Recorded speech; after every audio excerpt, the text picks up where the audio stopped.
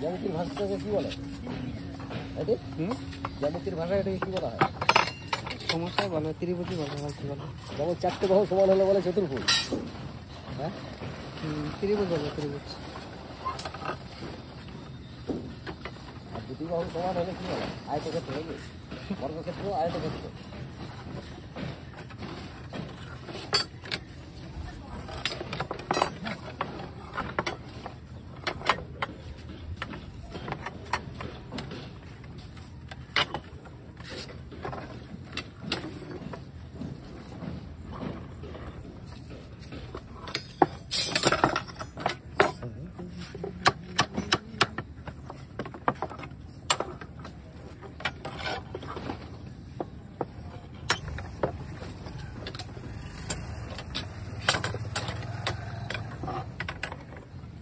এই দিকে ঘোরা, পাঁচটা।